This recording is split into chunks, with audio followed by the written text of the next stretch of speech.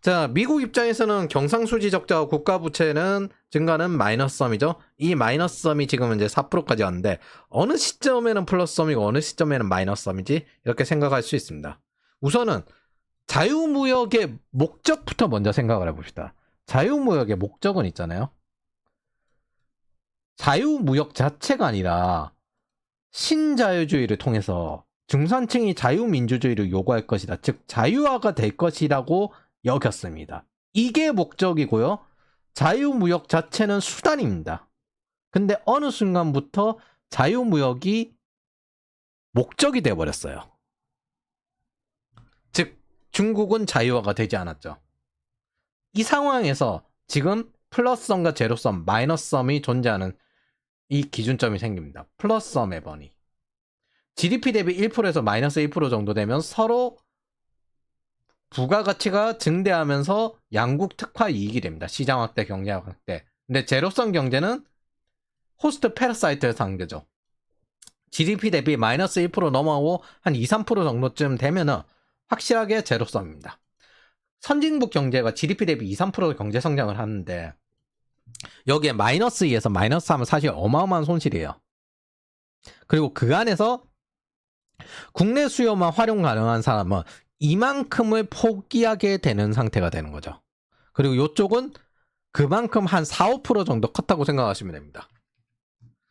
이게 장기적으로 개도국 시장도 자유무역화에 들어와서 자기네들도 시장 개방을 할 것이다 여기고 혜택을 주는 건데 개도국 특권이 그렇게 쉽게 포기가 되겠습니까? 한국도 선진국 진입을 꺼려했고 중국도 그랬는데 그래서 거기에다가 기존에 그걸로 벌던 기득권이 있기 때문에 더더욱더 바꾸기 어려워요. 어느 시점쯤 되면은 선진국이 되고 싶어 하지 않아요. 시장을 개방해야 되니까. 자기 이익이 줄어들게 되니까. 자유무역을 하면 국내 안에서도 주도권이 바뀌게 됩니다. 기득권 순위가 바뀌게 되는 거죠. 자, 마이너스성 경제 이건 100%입니다. 여기서부터는 어느 정도 한 1.5%인가? 이런 식으로 애매하게 갈 수 있는데 마이너스 3% 이하는 100%예요. 마이너스섬이에요. 절대적 기준은 없는데 이건 100% 마이너스섬입니다.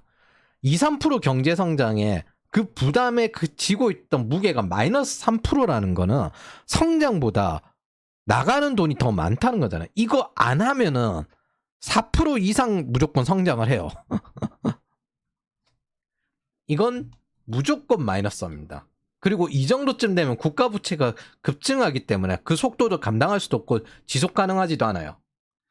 이건 국가 간 격차를 줄여서 자유민주주의를 퍼뜨린다는 이상이 실제 성장의 족쇄가 되고 있다는 상황입니다. 자, 네오콘 자유주의 매파들은 그럼에도 불구하고 이걸 지속해야 된다라고 여기겠죠. 왜? 자유민주주의를 퍼뜨리는 수단 중에 하나니까 팔레오콘들은 왜 자유민주주의를 퍼뜨려야 한대? 라면서 부정을 합니다. 왜? 미국 우선주의자들이고 기본적으로 타국의 전쟁에 개입하고 싶지 않아 하니까. 왜 우리가 자유민주주의를 퍼뜨려야 되는데 그것 때문에 왜 고통받아야 하는데? 이런 질문을 합니다. 그게 지금 이제 트럼프 진영이죠. 마침 이 마이너스섬이 좀 장기간 지속되면서 중부 쪽에 자유무역에 대응하지 못하는 사람들이 이제 과도하게 고통 상태에 도달했을 때 이 트럼프가 당선되기 시작한 겁니다. 신자유주의인 자유무역의 목적에 대해서 처음 듣는 사람들도 많을 거예요. 지금 현재 상태는 목적이 수단화 되어버렸습니다. 그게 자유민주주의화가 되든 말든 상관없이 관성으로 흘러가게 되어버린 게 지금 현재 자유무역입니다. 본래 목적은 자유화를 위해서 한 거였는데.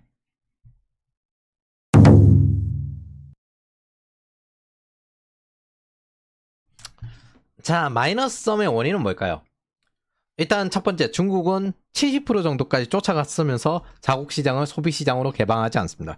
중국에 부자 계열이 1억 명이 있거든요. 그 1억 명의 소비 시장을 개방하지 않아요. 두 번째, 중국은 덤핑을 합니다. 이건 명확하게 경쟁이 아니라 전쟁이에요. 즉 마이너스섬. 내 살을 까더라도 너의 뼈를 자르겠다. 이 덤핑이거든요. 이익을 남기지 않는 거. 그래서 중국 철강 덤핑이 한국도 무역 장벽 세웠고 사실 미국뿐 아니라 유럽도 했어요. 그리고 한겨레는 무역보복 악순환에 빠지지 않도록 관리하기. 이거는 같은 공동체라고 생각하면 안 돼요. 반역자들이에요, 쟤네들은. 특히 친중애들은. 이건 명확하게 이익을 남기지 않는 전쟁행위입니다. 타국의 철강 제조업을 죽이기 위해서 존재해요. PC방에서 손해를 보면서 장사를 하는 것과 같습니다. 거기에 더해 환율 조작을 하죠. 이건 자국민의 피해가 더욱 강해지는데 중국인들의 구매력을 낮춰서 손해를 감수하는 정책입니다. 계속 가난하게. 왜? 중국은 저부가가치 사업을 합니다. 그게 존재할 수 있는 이유 자체는 인건비가 낮기 때문이에요. 즉 인건비를 계속 낮게 유지를 하기 위해서 환율을 낮추는 겁니다. 그게 저부가가치 사업의 수출 경쟁력입니다. 그러면 이렇게까지 감소해서 뭐 하겠다는 건데 도련선, 즉 물리적 전쟁을 하는 거예요. 저 철강 알루미늄이 방산물자의 기간 산업이거든요. 이 도련선, 물리적 전쟁을 하겠다는 거고, 사실 저 철강 알루미늄 제철소나 재련소가 수익화하기 상당히 장기간 시스템이 걸리는데 저게 한번 무너지면 복구시키기가 되게 어려워요. 수십 년 걸려요. 그래서 웬만한 국가들은 한번 만들어진 제철소와 재련소를 절대 무너뜨리지 않게 하기 위해서 정부에서 보호를 합니다. 그걸 최대한 부담을 주는 공격행위입니다.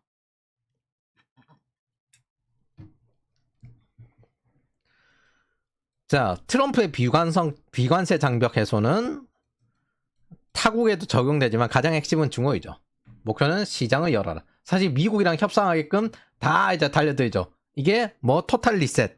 다시 재설정한다. 겸사겸사 자국 안보도 강화하고요. 자, 그리고 관세 휴전을 했습니다. 미국이 30%, 중국이 10% 상호관세를 했는데 뭔가 그 전이 너무 높아가지고 완화된 느낌을 들거든요. 심지어 90일 유예예요. 90일 동안도 바꿀 수 있고 90일 지나면 다시 또 되돌아옵니다. 이 펜타닐 관세 20% 포함해서 통합 관세 30%거든요. 그러니까 이제 펜타닐도 협상을 하고 하는데 여기에 당연히 이제 기간 산업인 철강 알루미늄 관세는 유지를 합니다. 지금 하지 말라는 거예요. 55% 관세, 45% 관세. 그리고 중국은 저거 받으려고 히토류 수출 제재를 포기했습니다. 많은 부분을 포기했는데요. 구성적인 거라서 나머지는 제가 자세하게 하진 않고 베산트가 뭐라고 했냐면 우리는 완전한 분리를 원하지 않는다는 걸 서로 확인했다. 중국은 자기네들이 이겼다 막 하고 미국은 또 자기네들 이겼다 하고 협상 안 하고 있다 하는데 워싱턴에 중국 관료도 보이고 그랬거든요. 자, 이게 미국이 파는 거는 여기 소이빈 보시면은 필수적인 대두, 식량입니다. 그 외에 에어크래프트 엔진, 비행기 엔진이죠. 이거 뭐야? 그리고 약, 의약품, 그리고 석유화학, 에너지. 요런 것들인데, 석유화학 제품, 에너지, 이런 것들인데, 스마트폰이랑 랩탑이 있어요. 중국에. 이게 뭐냐면은 전 세계에 모듈화된 제품들을 중국으로 모아가지고 인력들이 조립을 하는 겁니다. 요거 두 가지가 미국의 제일 큰 문제거든요. 배터리야 어차피 중국 아니어도 한국 거 쓰면 되고 한국 거 쓰면 되고 요 두 가지가 가장 큰 문제거든요. 스마트폰이랑 노트북, 컴퓨터 이런 조립품들 요것들이 이제 중국에서 조립돼가지고 전 세계로 수출이 되고 그래서 이 조립의 저부가가치 산업을 하는데 제가 보기에는 언젠가 저거 찍어내는 구조로 나옵니다. 찍어내는 구조로 나오는 순간부터 중국의 위치가 좀 위태로워질 거예요. 저는 그렇게 생각을 합니다. 이걸 언제까지 전 세계를 이용해가지고 그렇게 조립을 할 수 있는 구조로 가기 어려워지면은 이제 3D 프린팅을 쓰든 무슨 설계를 바꾸든 해가지고 찍어내고 리스하는 구조로 바뀌지 않을까 개인적으로 그 생각을 합니다. 펜타닐이 지들이 한 거 아니라고 해놓고 이제 펜타닐 협상하고 있죠. 이게 웃을 게 아닌데 진짜 이것 때문에 죽은 사람도 얼마나 많은데 진짜 전쟁이란 게 세상이란 건 진짜 우스꽝스러워요. 규칙이란 거 여러분 계속 만들어지고 지금 현재 사람들이 가장 크게 착각하는 거는 룰을 만드는 국가들끼리 싸우는 거는 수단 방법 안 가립니다. 이게 룰을 다들 준수할 거라고 생각하는데 룰을 만드는 사람들이잖아요. 언제든 리셋을 할 수 있고 언제든 다시 만들 수 있고 조정을 할 수 있고 그런 권한, 강력한 권한을 가지고 있고 그것 중에서 전 세계에서 제일 힘이 센 룰 메이커가 지금 현재 대립을 하고 있는 상태인 겁니다. 그런데 이전의 규칙을 그대로 이어나가겠지 이렇게 상상을 하면서 가면은 전혀 안 맞습니다. 맹신이에요. 중국도 지금 버겁고 싸우고 있고 뭐 청년들 같은 경우는 연금 안 탈퇴하기 이런 거 따고 있는데 우리나라는 연금에 자유가 없어가지고 진짜 씨. 어쨌든 덮을 수는 있지만은 요 대륙남 여분 걸 보시는 게 더 재밌을 것 같습니다. 그리고 저보다 더 자세히 아시고요.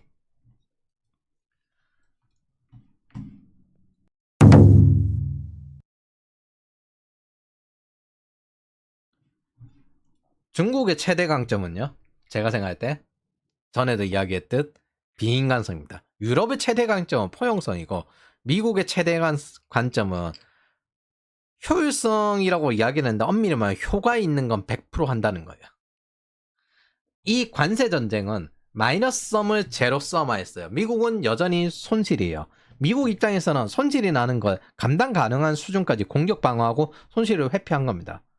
중국 입장에선 광전사식 공격을 했는데 카운터가 지금 날아와 버렸어요. 이게 수출 주도 경제의 진짜 최대 어려움입니다. 중국은 제가 장담하건데 저거 위안화 국제화 못 받습니다. 쟤네들이 저거 기축통화국을 하는 순간부터 중국이 소비 경제화를 하지 않으면 안 되는데 불가능해요. 제가 보기엔. 그것 때문에 저기 중앙아시아 이런 국가들에 의해서 하려고 하는 건가? 여튼 미국 입장에서는 국가 부채와 경상수지 적자를 지금 현재 더 확대되지 않도록 막아야 되겠죠? 장비 중지하고 GDP를 올려야 됩니다. 그것들이 지금 현재 미국이 택한 방식이죠. 가장 중요한 거 미국은 손실 방지지만 중국은 손실 확대 형태가 되어버린 겁니다. 그래서 내생적 성장 경제와 수출 주도 경제의 차이가 여기서 나옵니다. 미국은 그냥 방어했어요. 방어했는데 중국은 뭐 광전사를 했기 때문에 손실 확대가 더 세게 나고 있습니다. 그래서 미국의 큰 손실, 중국의 손실 이렇게 광전사식 공격을 했는데 뭐 방지한 것 자체로 피만 까였습니다. 이게 현실이에요. 이익을 남기지 않거나 위안화 절하를 해서 자국민 구매를 낮춘 채로 진행하는 행위. 그게 환율 조작과 덤핑입니다. 그러니까 여러분들은 과잉 투자를 하시면 안 돼요. 자기 파괴적인 이런 공격을 하면 안 돼요. 광전사가 게임할 때는 멋있지. 여기는 그 경제에서는 전혀 안 멋있어요. 저거는 내가 죽느냐 사느냐 할 때, 개 같은 거 물릴 때 한 팔 주고 그 다음에 그대로 초코를 거는 그런 겁니다. 그래서 미국과 중국은 지금도 전쟁을 하고 있고요. 저부가 가치 제조업 역량은 중국이 훨씬 강력하고 위안화를 절하하면서 낮은 인건비를 계속 유지하려고 하고 있고 뭐 각종 하이브리드 전을 하고 있고 등등등 하는데 그거 하면서 지금 이제 국방비 증액을 6%에서 7% 하는데 얘네 통계 조작 많잖아요. 통계 조작 많은데 국방비 증액을 지금 이 경제 상황에서 계속 이걸 하고 있는 겁니다. 부채로 인한 경제 성장인데 쟤네들 GDP 수치도 솔직히 못 믿긴 하는데 GDP 대비 1.5% 정도거든요. 저거를 지금 이제 증대시키고 해서 미국 정도 되는 국가처럼 3.5% 정도까지 가겠다 이런 목적인 것 같은데 참고로 러시아는 한 7.2% 정도 됩니다. 그건 전시 경제예요. 그래서 러시아는 100% 전쟁 또 일으킨다 이렇게 다들 믿고 있는 거예요.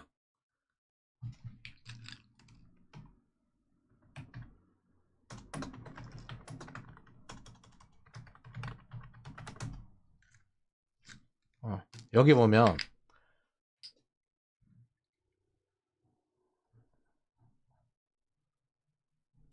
요게 옛날 거 같은데 2023년 지금 한 7% 정도 되거든요. 이게 뭐냐면은 야 이거 100% 전쟁 경제다. 전쟁하려고 하는 경제다. 그렇게 다들 생각하고 있는 겁니다.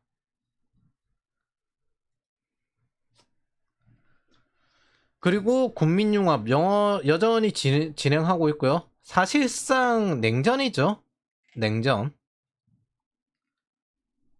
이런 환율 조작, 덤핑은 민간 경제에는 재앙입니다, 사실. 소비력이 증대하는 것도 아니고 구매력이 증대하는 것도 아니고. 대신에 정부 주도 경제는 큰 유리함을 가져다 줍니다. 그래서 싼 인건비를 계속 유지 가능하니까 어때요? 정부 일을 하기 편하죠. 인구는 많아요. 절박하게 계속 여기 올 테니까. 이거 뭐지? 한때 2010년 이전 대한민국도 했던 방식입니다. 그래서 한국에서 아르바이트 해보거나 첫 일 해보고 뭐야 이거 때려치고 외국 나가는 경우 많았죠. 모두 통합된 전쟁 전략입니다. 이게 경제적인 공격이라는 수단을 이용했을 뿐이에요. 이 과정에서 중국은 또 고통을 받고요. 중국인들이 계속 다른 나라로 넘어갑니다. 이들 상당수는 중공인이기도 합니다. 다른 나라 넘어가는 사람들. 뭐? 스파이. 언제든 잠재적인 스파이. 그래서 중국의 최대 강점은 비인간성입니다. 저부가가치 산업을 덤핑을 하고 미래가 없더라도 당장 눈앞에 임금 받고 나가는 사람으로 갈아치우면 돼요. 사람 많아요. 너 아니어도 일할 사람은 많다. 이런 식으로 사는 겁니다. 이 사람들이 진짜 중국인이죠. 나머지는 중공인, 지배계층이고.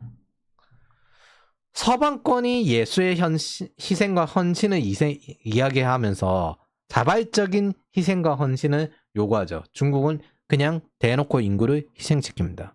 중국의 최대 강점은 비인간성이에요. 예수님의 희생과 헌신을 통해서 교훈을 배우는 게 서방권이라면 중국은 언제나 만리장성도 10만 명을 그 성벽 위에 올리면 된다. 이런 사상을 가지고 있기 때문에 인구를 희생시킵니다. 역사와 전통이 애초에 그래요. 그래서 저는 중공인과 중국인을 구분합니다. 이런 덤핑, 절하와 같은 이익은 중공인의 혜택이지 중국인의 혜택은 아닙니다. 그리고 이들도 중국보다는 중공을 더 중시해요. 북한 같은 경우도 일종의 백두혈통이란 건 종교에 신격화된 거거든요. 그래서 종교 지역으로 봅니다. 저기 종교 국가예요. 봉건 종교 국가. 뭐 당이 국가보다 더 중요하고요. 그리고 그 당에서 백두혈통이 제일 중요한 겁니다. 신격화되어 있기 때문에. 자, 다시 돌아와서 타국에 있는 중국인들의 상당수는 중공인입니다.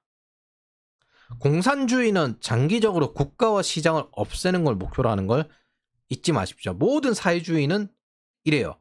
그리고 필요할 때마다 민족주의와 애국심을 강조하면서 희생을 요구합니다. 4억 정도 사람들, 1억 정도의 공산당원과 그 가족들, 4억 정도는 중공인으로 살아갑니다. 10억 정도의 인구는 그것과 무관하게 내륙지방 산속에 굶으면서 살고 있어요. 우리가 보는 중공인의 경향은 4억 정도에 존재합니다. 지배계층이거나 중공의 지지계층이거나. 중국의 상태는요, 중국의 이익이라기보다는 자국의 노예들도 소진시켜서 사용하는 중국 공산당의 이익을 추구하는 방식입니다. 이게 대만에서 촬영한 중국의 모습이거든요. 실제 중국인의 모습. 산속에서 신발도 없고 거의 굶으며 살아가는 90%의 중국 아이들이 급식을 제대로 먹지 못하는데 현대판 소분업 중공인들은 풀만 먹고도 3년을 버틸 수 있다 하면서 미국에 승리했다 이런 식으로 난리를 피웁니다. 시진핑이 이 말했죠. 서방은 한쪽 뺨 맞으면 다른 뺨을 내주는 문화고 중국은 복수 문화거든요. 그래서 우리는 펀치를 때린다. 우리 중국의 복수 문화 유명하죠. 10수년을 쫓아다니면서 복수하는 이 사람 제가 보기엔 이과라서 잘 모르는 것 같은데 저 뺨을 내준다는 게 얻어맞으라는 게 아니라 참고 더 큰 차원에서 약간 압박하는 사랑하라는 기독교에서 말하는 사랑이란 건요 이성적인 사랑 같아요. 쉽게 말하면 그 마지막에 이제 그 믿고 그 다음에 천국에 간다 그런 식으로 하잖아요. 그것도 태우면서까지 그렇게 하잖아요. 그것도 다 절차에 의해서 프로세스를 지켜가지고 진행을 하는 겁니다. 그런 식으로 조지라는 뜻에 가까워요. 감정적으로 하지 마라. 도덕적 혹은 도덕적 우위를 잡아가지고 뭐 저항하라 뭐 이런 식으로 하는 그런 절차를 지켜라 라는 그런 거에 가까운데 이 이과라 가지고 이게 좀 약하시네. 기독교에 말하는 사랑이 마르크스의 로맨틱 이데올로기가 아닌데. 여튼 대다수 권위주의나 신분제 국가들은 이런 경향을 가집니다. 그래서 최대한 사회가 변화하지 않게끔 만들어요. 조선 사절단들 중에 미국에 갔다 온 사람들이 보고를 했는데 일부 양반들과 왕가는 신분 질서에 위협이 될까 봐 오히려 더욱더 외국 문물을 막으려고 했습니다. 이런 사람들에겐 성장 발전 중요하지 않습니다. 모든 건 신분 이하입니다. 이 글을 읽는 여러분들은 국가주도라는 말이 사실 진짜 무시무시한 말입니다. 국가가 개인의 삶에 개입하는 건 매우 위험해요. 우리는 국가주도 플랫폼 국가므로 청년들의 일자리와 미래 혁신 기업 이런 기회들, 투자를 유치할 만한 기회들 모두 망쳤습니다. 이 원한은 절대 잊지 말고 감정적이지 말고 기억을 해야 돼요. 그리고 감정이 아니라 이성으로, 감각이 아니라 인지를 해야 된다. 머릿속에 기억하고 있어야 돼요. 언제든 이런 위험이 생길 수 있다. 감정이 있어봐야 아무 소용없어요. 이거 뭐 언제든 정부는 독재를 할 수 있고 언제든 시장의 손질을 정치인들은 할 수 있으며 그렇기 때문에 착근성이 있으면 안 된다. 지역 착근성이 있을수록 위험하다. 이런 것들을 인지를 해야 된다. 무엇보다 거시를 통해서 미시 그리고 개인에게 기회와 위기가 공존한다는 이런 기억을 가지고 있어야 됩니다. 그래야 시스템을 이해할 수 있어요. 적어도 모르고 맞으면은 아프다는 것도 모르고 죽습니다. 왜 죽는지도 모르고. 지금 현재 대다수 청년들 모르고 지금 취업시장 0.25 이거 맞고 있잖아요. 세상 사는 건 무조건 대가를 치러야 됩니다. 근데 그게 불평이나 비난이 아니라 표와 설거지를 하지 않는 것으로 대응을 해야 돼요. 뭐 나를 보호해야 돼요. 저 설거지하면서 내 인생의 황금기를 날려버리면 안 돼요. 그리고 스스로 자기가 홀로 서면서 책임을 지불해야 되고 대가를 지불해야 합니다. 세상은 대가를 항상 요구해요. 공동체에서 여러분들에게 요구하는 개인의 대가를 최대한 회피해야 합니다. 최대한 홀로 서기의 노력으로. 언제나 모든 공동체에서 대가는 개인에게 가장 큰 책임을 요구합니다.